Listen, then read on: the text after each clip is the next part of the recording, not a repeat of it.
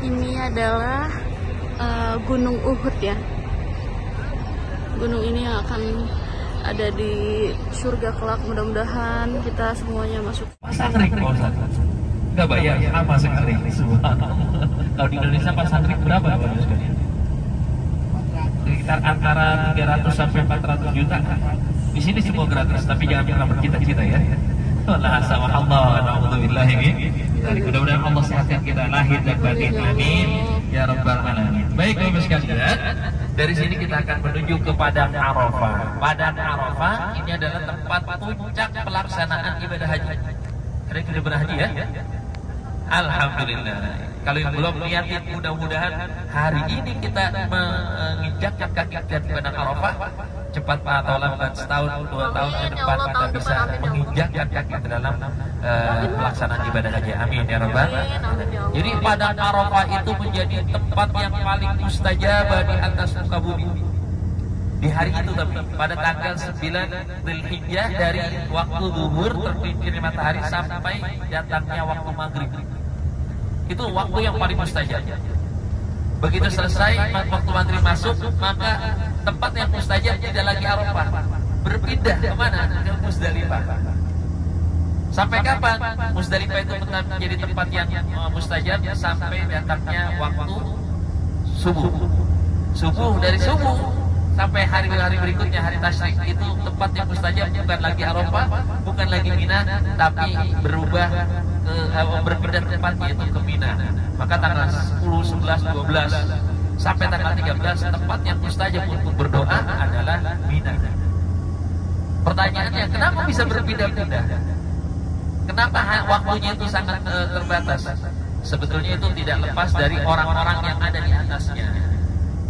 Orang-orang yang di atasnya adalah para jamaah haji yang sedang melaksanakan ibadah, yang beristighfar, beribadah, semuanya niatnya baik. Makanya tidak heran kalau tanah itu menjadi berkah. Maka di mana ada tempat banyak orang-orang soleh, tempat menjadi berkah. Coba lihat, kita nggak usah susah-susah. Lihat di mana ada tempat kita di Indonesia, tempat itu sering banyak orang soleh, ataupun ada tempat dimakamkannya orang soleh, biasanya tempat itu berkah. Hampir setiap wilayah ada, di Jawa, di Kalimantan, di Sumatera, dimanapun pasti ada orang-orang soleh. Ya kalau kita lihat Jawa itu kan dari daerah yang sangat berkah oleh Allah, minyaknya, belum lagi emasnya, ya. Termasuk di Kalimantan Selatan, Kalimantan Timur, apalagi setiap jengkal tanahnya itu kekayaan. Ya. Apa yang banyak di sana? Batu bara, barang Tuhan bagi rata ya. Batu bara. Barakat Tuhan bagi rata. Itu banyak di wilayah sana. Kenapa banyak orang soleh di sana? Sebagaimana di Jawa, di Sumatera, bahkan sampai di Papua, itu kan luar biasa kekayaan yang tidak pernah putus di Indonesia. Bahkan kalaupun sudah habis nanti minyak, masih ada yang Indonesia punya yang belum tereksploitasi. Apa itu? Gas. Baru sedikit sekali, baru berapa persen. Bahkan di antara gunung-gunung di Jawa itu atau di beberapa daerah itu masih banyak kita punya gunung-gunung emas. Subhanallah, Indonesia di situ kaya raya. Kenapa? Dulu banyak orang-orang soleh di negeri kita. Bahkan bisa jadi banyak nabi. Ada nabi-nabi yang Allah utus, yang memang kan nabi jumlahnya sampai 240.000, yang semuanya tersebar di seluruh dunia. Ya, subhanallah para jamaah sekalian. Maka yang ini, kalau seandainya kita menjadikan tempat tinggal kita, rumah kita, biasa kita gunakan untuk beribadah, berzikir, beristighfar setiap hari, insya Allah rumah kita jadi berkah. Amin ya rabbal alamin. Termasuk negeri kita nih. Solusi yang paling sederhana sebetulnya kalau negeri kita ingin keluar dari permasalahan ekonomi, permasalahan yang menghimpit negeri kita, sebetulnya cuma satu: jadikan bangsa kita ini kembali kepada agama Allah Subhanahu wa taala. Jangan diotak-atik itu masalah-masalah yang berkenaan dengan agama. Tahun depan insya Allah sudah akan normal. Ya, bisa dibayangkan betapa luar biasanya tempat ini para jemaah sekalian. Tempat ini kan tempat yang gersang, tapi ini menjadi kerinduan bagi setiap jemaah haji. Ya, di setiap tahunnya. Di situ juga ada sebuah masjid. Ini Masjid Namirah namanya. Masjid Namiroh, tempat di mana biasanya jamaah haji. Dulu Rasulullah SAW pernah berkhutbah di Haji Wada di tempat ini, tapi bukan bentuk masjid, dulu cuma lapangan. Dan Masjid Namiroh ini dibagi jadi dua bagian. Ada yang masuk sebagian ke dalam wilayah Arafah, sebagian di sebelah sini di sebelah barat itu di luar wilayah Arafah. Makanya kalau Bapak Ibu sekalian berhaji nanti, amin, kalau seandainya memang ketempatan di situ, jangan sampai masuk ke wilayah yang pendeknya ada dua. Kalau seandainya di luar berarti kita kasih ke ibadah haji kita, wukuf kita maaf. Inilah para jamaah sekalian, tempat biasanya para jamaah haji dialokasikan sampai selesai terbenamnya matahari. Kalau sudah masuk waktu maghrib, barulah para jamaah bergegas naik bus menuju ke Muzdalifah. Jadi selesainya, dimulainya wukuf itu pada zawal waktu zuhur, yang diawali dengan adzan, ya, kemudian sholat dan ditutup dengan khutbah. Kemudian juga nanti biasanya menjelang maghrib kita berdoa bersama, ya, berdoa bersama, mohon untuk kebaikan diri kita, kebaikan keluarga, kebaikan bangsa dan negara kita dan semua. Ya, disinilah biasanya orang berdoa. Tapi kadang-kadang tidak sedikit di luar waktu haji pun orang datang kemari berdoa di di Jabal Rahmah, tempat pertemuan Nabi Adam alaihissalam. Biar supaya apa? Biar supaya kita sekalian. Ya, biasanya para jamaah itu banyak yang salah di dalam memahami, sehingga tidak sedikit kadang-kadang kalau kita naik ke atas itu banyak foto-foto yang dibuang. Ya, buat apa tujuannya? Biar supaya ketemu jodohnya, padahal itu sebuah kesalahan di dalam memahami. Itu kan yang salah, Bapak sekalian. Baik, Bapak sekalian, insyaallah kita akan turun bersama untuk foto stop di sini untuk beberapa waktu. Ya, diharapkan untuk tidak naik, ya Bapak Ibu sekalian, karena biasanya kalau naik kelihatannya pendek, kalau sudah naik ke atas lumayan makan waktu. Kasihan nanti yang lain saling menunggu. Ya. Kalau mau foto, kalau mau mendekat silahkan, tapi jangan nggak usah naik. Ya. Biar supaya lebih cepat pergerakan nanti menuju ke tempat-tempat yang lainnya. Ya, baik.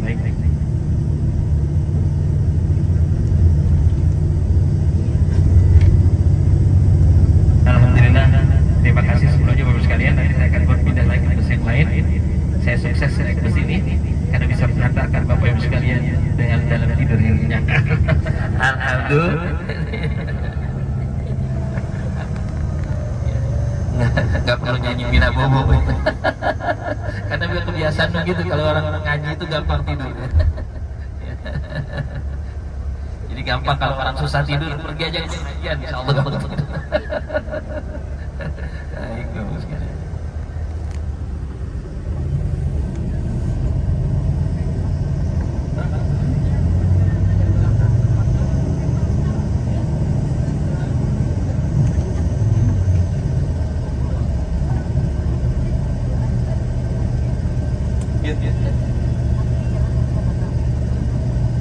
Masya Allah, penuh banget ini. Iya, Masya Allah, Masya Allah.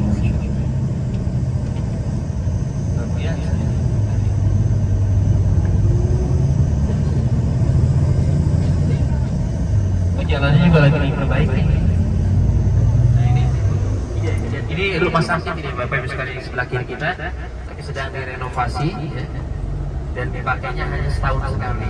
Ya, saat ini sedang ada renovasi juga jalannya tadi, jadi kita tidak bisa masuk ke dalam, jadi semua parkiran di luar sini. Ya.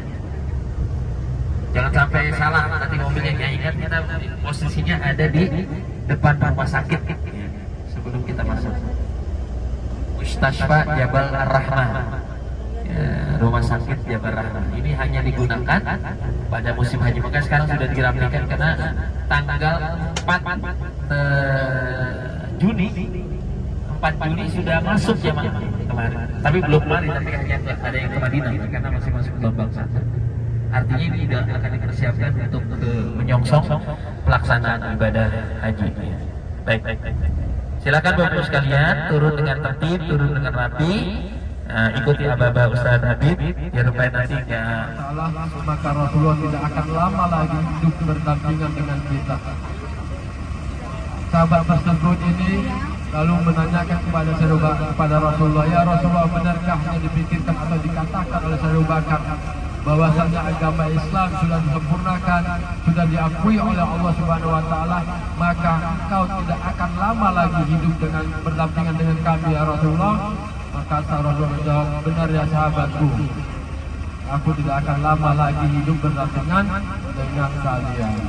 Ternyata benar Bapak Ibu, sampai setelah haji wada, setelah selesai ibadah haji, Rasulullah itu dan rombongan kembali ke kota Madinah. Kembali ke kota Madinah, tidak sampai 1 tahun Rasulullah mulai sakit-sakitan dan wafat di kota Madinah.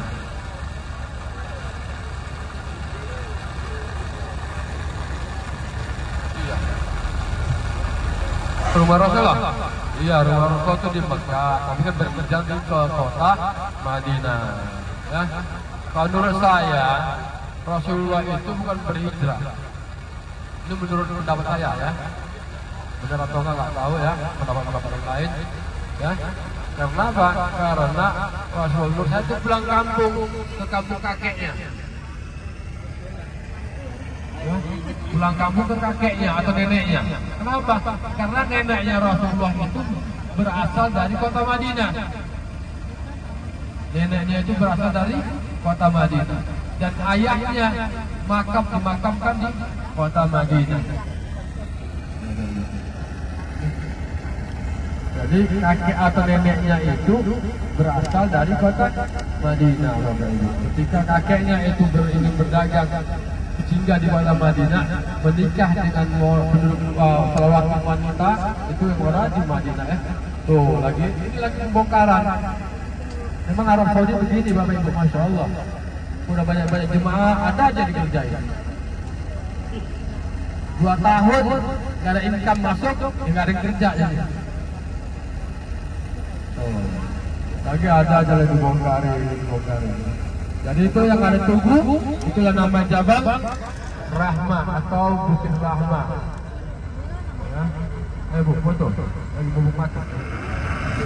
Jadi makanya saya ajak turun, karena nggak ada tempat untuk foto-foto. Nggak ada tempat untuk berfoto-foto. Maka saya tidak ajak turun Bapak Ibu. Yang ada tempat belanja semua. Dan dulu cuma belanja melilingin Jabal Rahmah, sekarang belanja di sini. Kalau pada berdagang. Enggak masuk itu Bu, di pun saya tidak ada. Tuh, melihat foto tuan. Arafah. Padang Arafah ya. Nah, tempat tenda-tendanya di mana? Tenda-tenda sini, cuman biasanya itu Asia, dekat gunung sana itu Asia. Sebelah kanan kita gunung di sana. Nah, dekat gunung itu namanya Asia. Tempat jemaah haji Asia, Indonesia, Singapura, Brunei dan yang lainnya. Iya di sini. Ini di bawah pohon ini, tapi tidak dipasang apa? Permanen apa bukan pasang? Ya mudah-mudahan kita bisa meminjakkan kaki kita di Padang Arafah ini pada musim haji tahun ini. Tahun ini. Ada yang mau tahun ini nggak hajinya? Hah? Mau. Sudah daftar? Belum. Daftar lah, mau tapi nggak daftar. Gimana nya? Ntar nunggu dulu. Daftar dulu, baru berdoa minta sama Allah. Ya Allah, aku mau haji tahun ini ya Allah. Boleh nggak ya Allah? Minta aja. Minta yang banyak-banyak. Sudah lupa. Jadi jemaah haji waktu tengah hari di sini, ya mulai sekitarnya hukum Padang Arafah itu waktu tengah hari, ya kan? Sampai kapan? Sampai tergelincir matahari. Dulu masa Rasulullah, ya Rasulullah sholat maghrib dan isya jamak takhir di Musdalifah.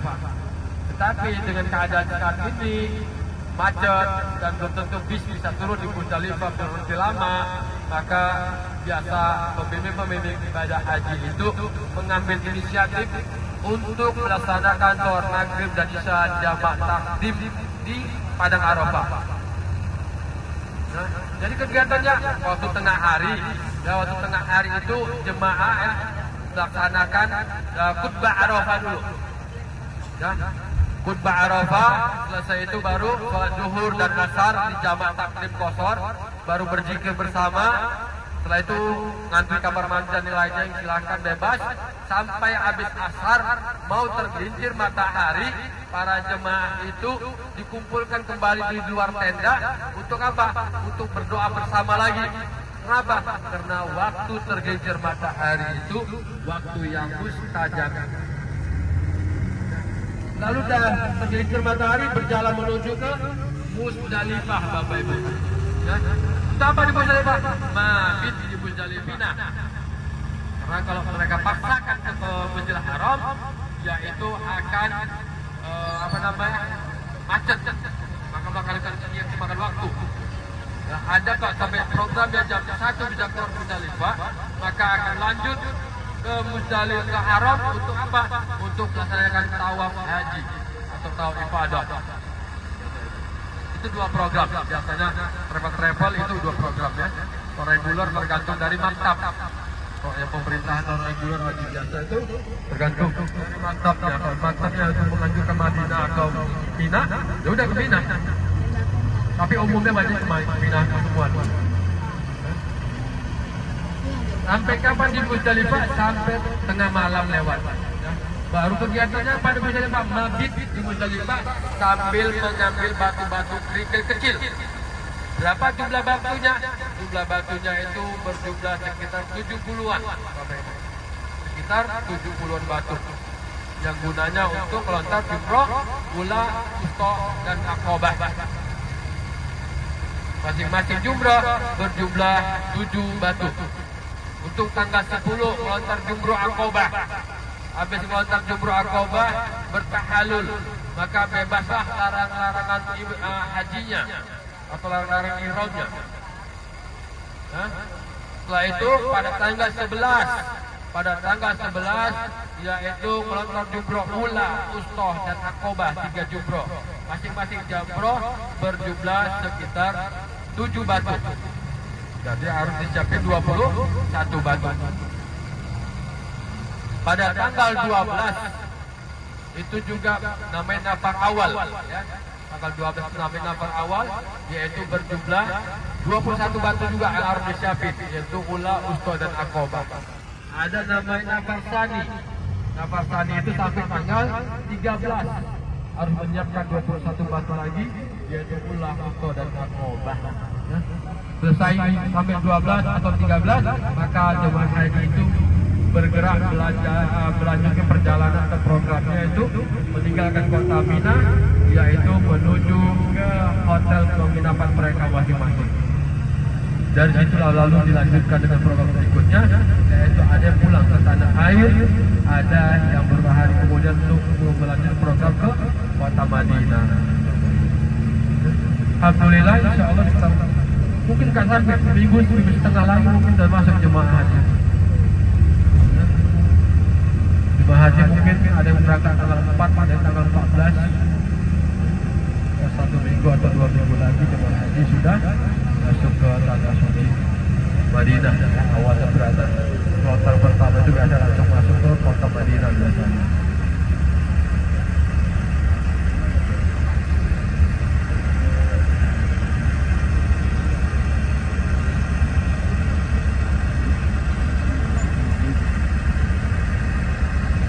Dari Mina menuju ke Jarona ya.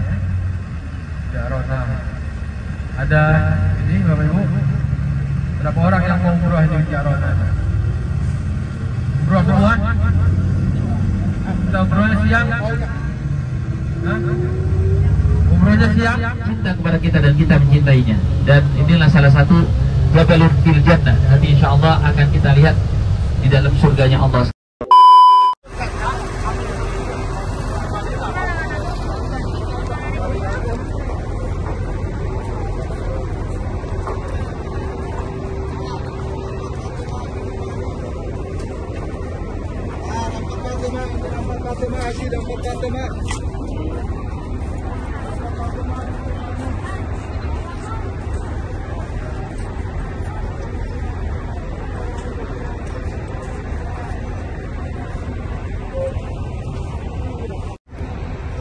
adalah Gunung Uhud ya.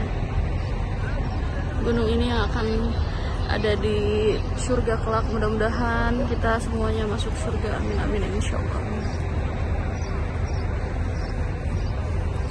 Bersama rombongan.